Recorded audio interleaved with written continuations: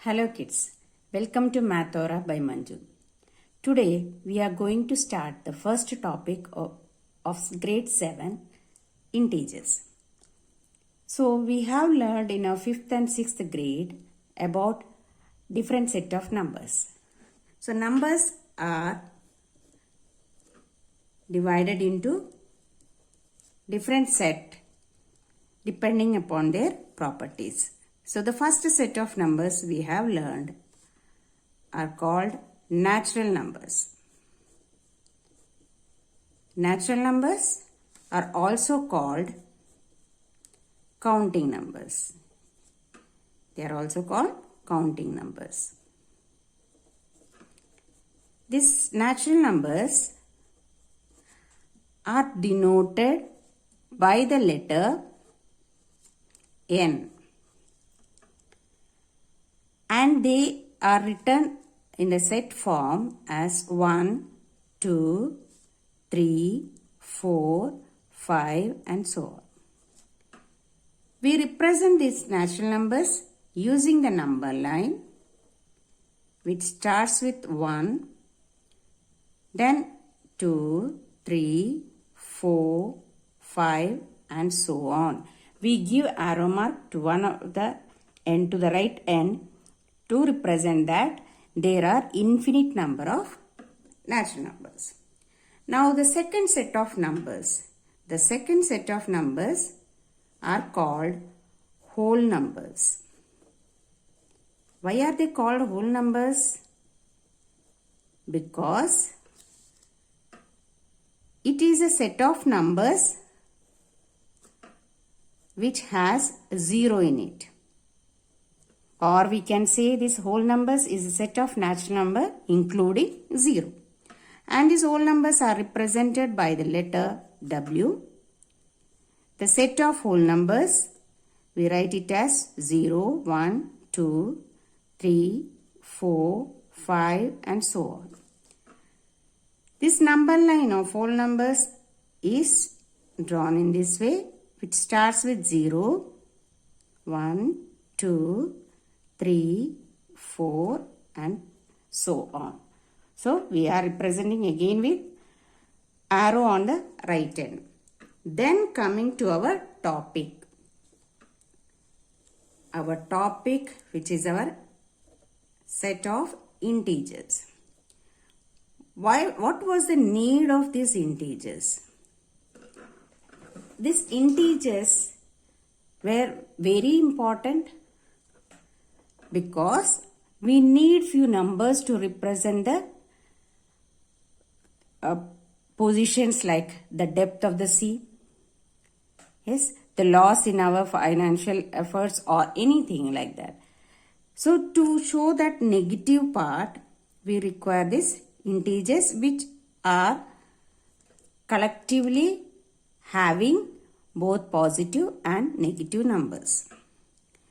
These integers are represented by the letter Z, or we can also represent it by capital letter I.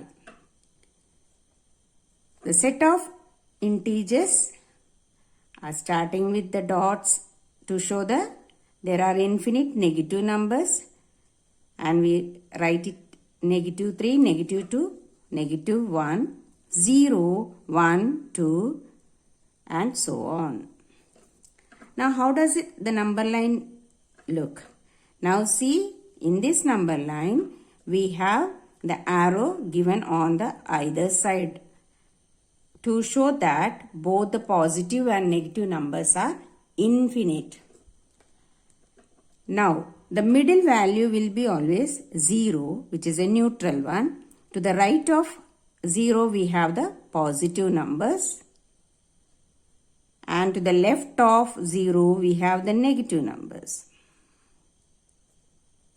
This is how we represent the integers. Yes. Now let us go to the properties of integers. The first property of integer is closure property. What is the meaning of closure property? this first part, for any two integers a and b, then a plus b is also an integer. This means from the set of integers, if you take any two integer and add them, you will be getting the answer as another integer. Therefore, we say that integers are closed. The closure property is represented by the word closed under addition. This is the condition of addition. Now let us check for negativity. That is, for any two integers a and b, then what happens when you subtract two integers? Now suppose if you are subtracting 5 and 3, what answer do you get? 2, which is also an integer, isn't it? Is also an integer. Hence, integers are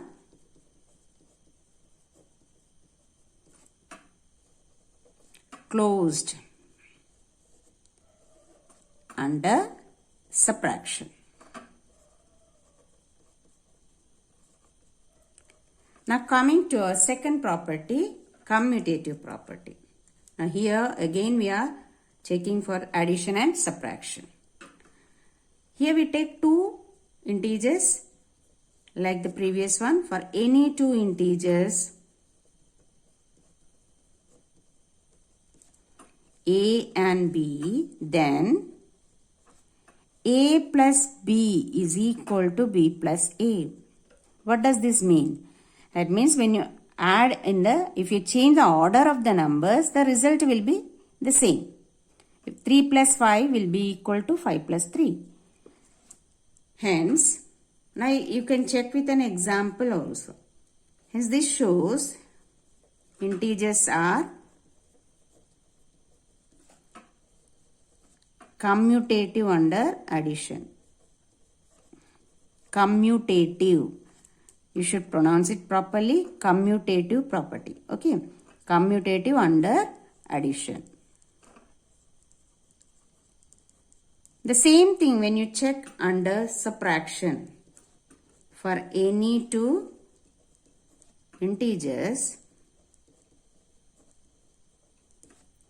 a and b, then a minus b is not equal to b minus a. For example, 5 minus 3 is how much? 2.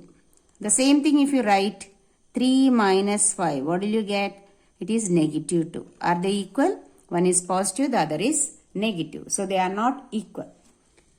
Hence this shows that integers are not commutative. Commutative under subtraction. They are not commutative under subtraction. Similarly, now the third property what we are going to learn is associative property. Again we'll check here. Here in this case we consider three integers. For any three integers a, b, c, then a plus b plus c is equal to a plus b plus c. So, when you check with the numbers, any three integers, you will be getting both. When you are adding them, you will be getting equal. Hence, this proves that integers are associative under addition. Under addition. Now coming to the second set, that is under subtraction. For any three integers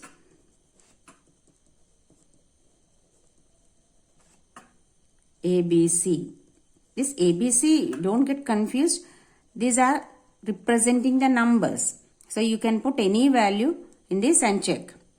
A minus B minus C is not equal to A minus B minus C.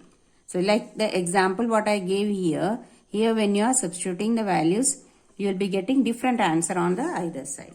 Hence, integers are not associative under subtraction.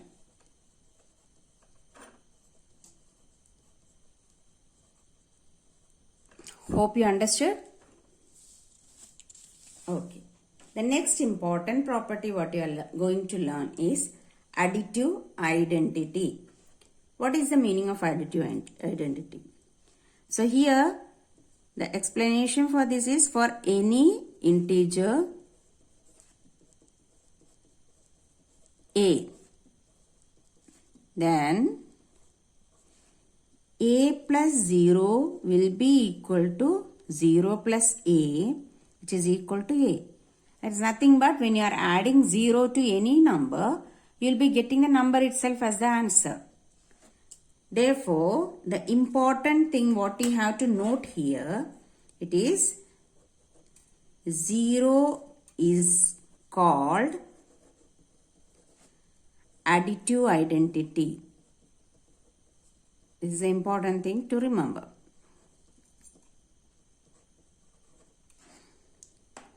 Yes. Now moving on to the exercise problem. So they have given the question, write down a pair of integers whose sum is -7. So when you add two integers, the answer should be -7. So which two integers will you get? It should be sum. So here you have to give one value, here we have to give one value, and the answer should be -7. So how can you get that? So one value I can give is -2 plus -5. It gives you -7. And any other example? Yes. -3 plus -4 is equal to -7. You can take any values. Not only negatives, you can take the positive also. Now suppose you can give -10 plus 3 gives you -7. Now the second question is difference is -10. When you are subtracting two integers, the value should be -10. You are subtracting two numbers and its answer should be -10. So what will you get? So I can give -9 minus 1 gives you -10. Yes? Or I can give 1 minus 11, which is -10. Correct? Yes. Now again they have given when sum is 0. So we have to select two integers. When you add them, the answer should be 0. So which can you give? It is very simple. 2 plus 2 is 0. Yes? And you can take 5 minus 5, which is 0. This is the first question. Now coming to the next. Second question. Write a pair of negative integers whose difference is 8. So again, we have to find the positive value. So we are going to subtract two numbers and the answer is 8. So what can you do? You have to get positive 8. So 10 minus 2 gives you positive 8. or you can give 2 minus minus 6 also gives you positive 8. 2 minus of minus 6, minus into minus becomes plus, so 2 plus 6 is equal to 8. Now next is write a negative and positive integer whose sum is minus 5. We have to take a negative and a positive integer and add them. So one positive and one negative, and answer is minus 5. So how can we get? So we are taking minus 10 as a negative value and 5 plus 5 as a positive value. So this is the negative, this is the positive, and the answer is negative 5. You can give any other example. Write a negative and a positive integer, negative and a positive integer, and the difference here, the difference they are asked. Difference is minus 3. Minus 3. So one is negative, the other is positive. So how can you take? So if I am taking,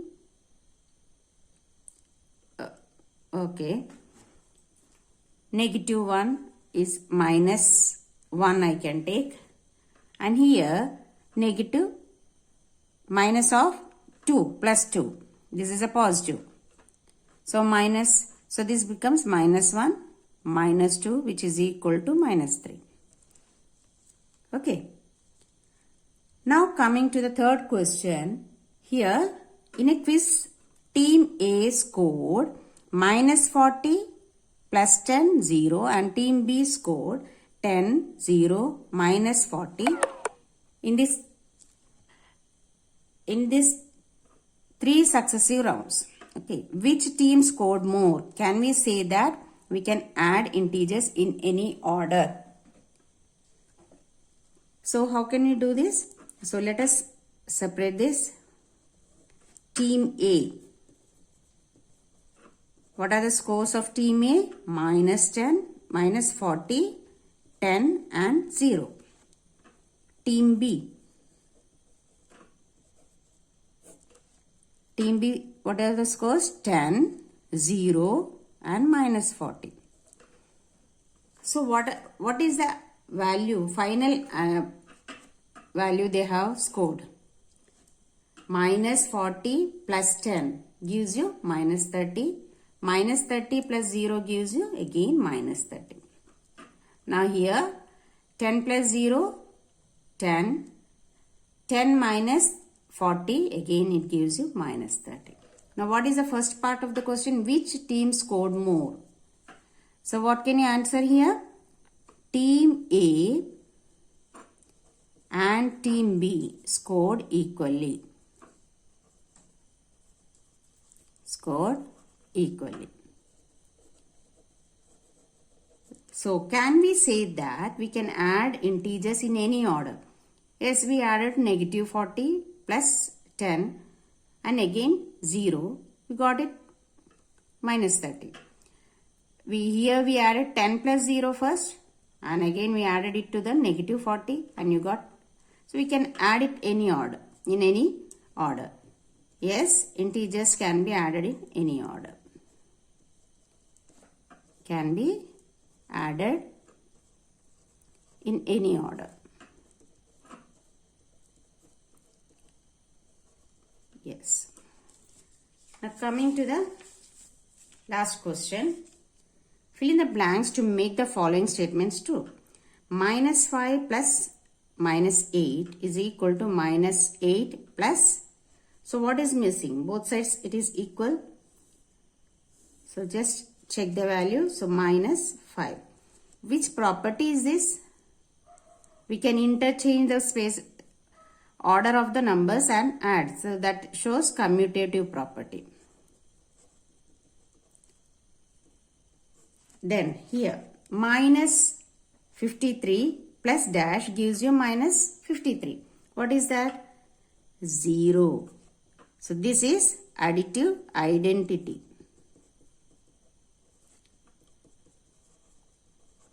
Additive identity. Now here 17 plus what gives you 0? its its additive inverse. So here minus 17 is the additive inverse of plus 17. Additive inverse. So when you add the two additive inverses, you will get answer as 0. Now here you see 13 plus minus 12 plus dash is equal to 13 plus minus 12 plus minus 7. So compare this both sides. So see this 13 is there, negative 12 is there, and then what is missing here? Minus 7. And here we are using 3 values, so it is associative property under addition. Clear? Now the last one. Minus 4 plus 15 plus minus 3. Minus 4 plus 15 plus dash. So you can compare this again.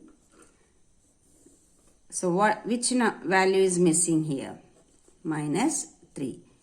Again, this is associative property. Associative property. That's all for today. Bye.